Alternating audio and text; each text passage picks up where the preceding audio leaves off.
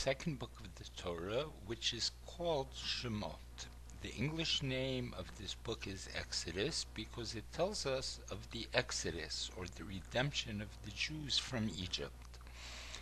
This ultimately will lead to our final redemption through Mashiach.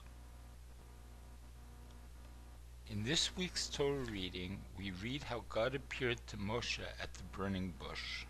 God asked Moshe to return to Egypt and redeem the Jewish people.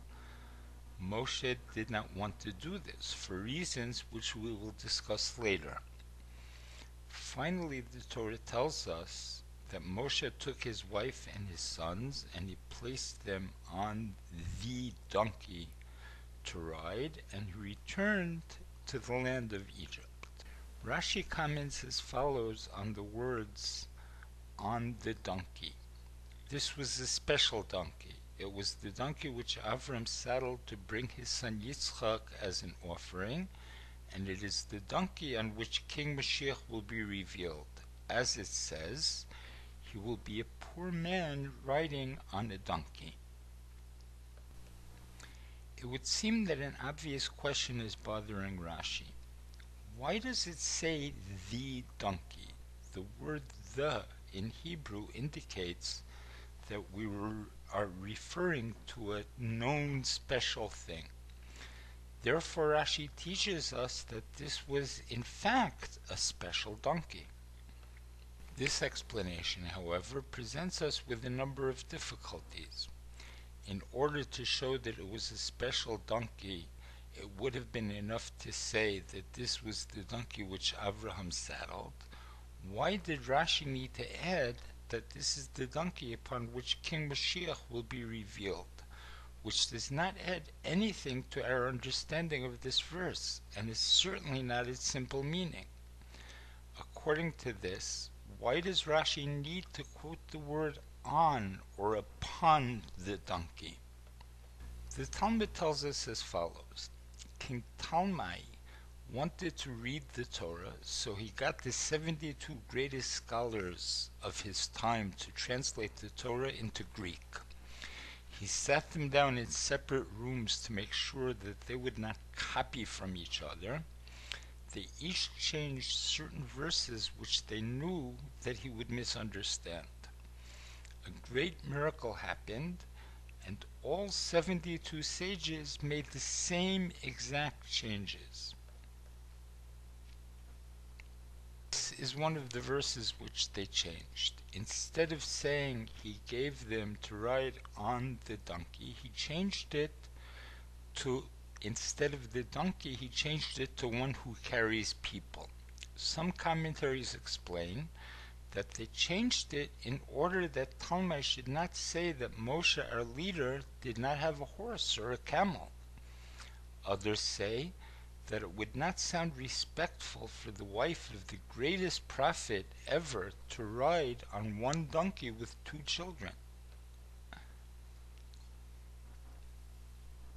Perhaps this is the question which Rashi is answering. Why did they go on one donkey? Seemingly with all of their baggage. How could this donkey possibly carry so much? This Rashi answers by explaining that it was a very special donkey. This itself requires explanation. Why did Moshe have to take one donkey, albeit a special one, instead of taking several donkeys, horses, or camels?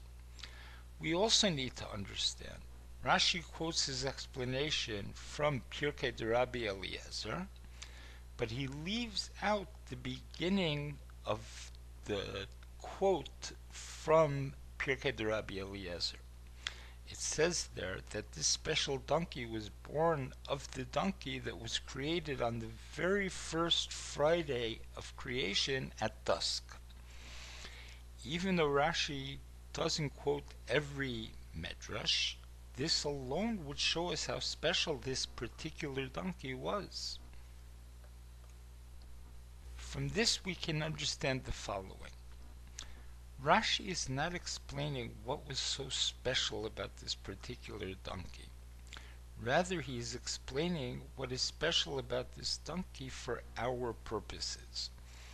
Moshe was going to redeem the donkey from Egypt, which was the source of all future redemptions.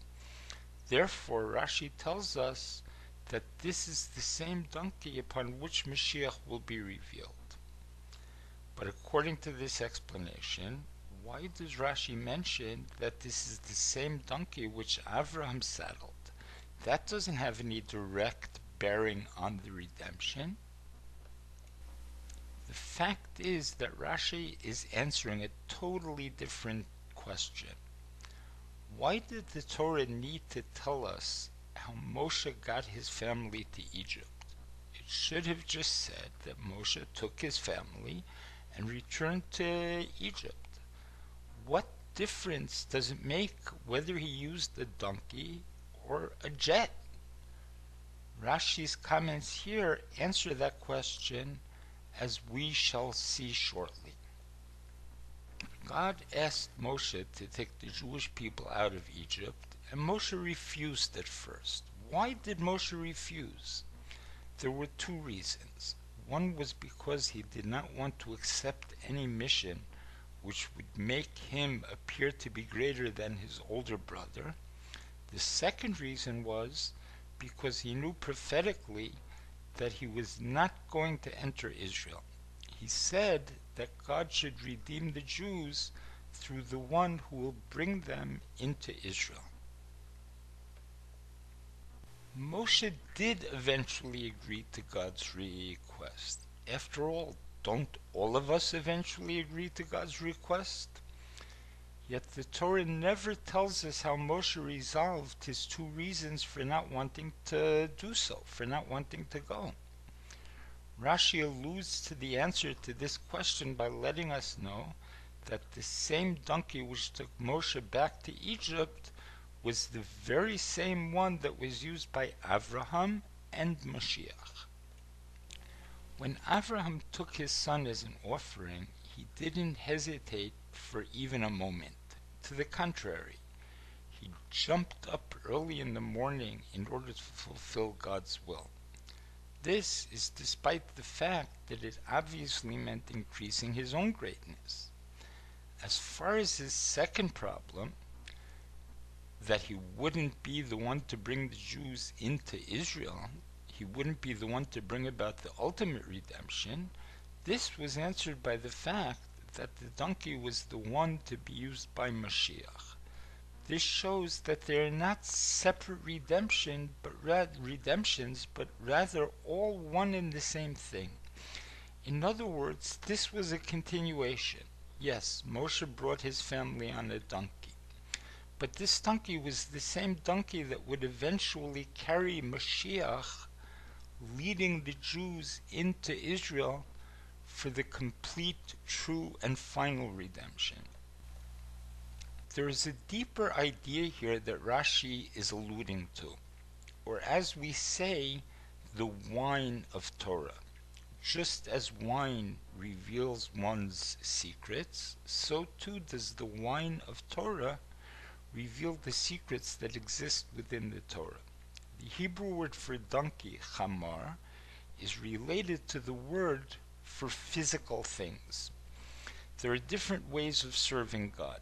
Some people remove the physicality of the world in order to allow the light of the soul to shine through. Others are able to transform the body into something holy. This can be done either under the influence of the soul or by causing the body itself to shine. This explains the three different words used in relation to the donkey. Avraham, before the Torah was given, saddled the donkey. In other words, he subjugated the physical world, the chumrius, the donkey. Moshe, when the Jews were on the verge of receiving the Torah, rode the donkey. The light of holiness was able to be controlled by Moshe. Mashiach, in whose time the darkness will be transformed to light, will be revealed upon the donkey. we will be able to see the entire physical world shine.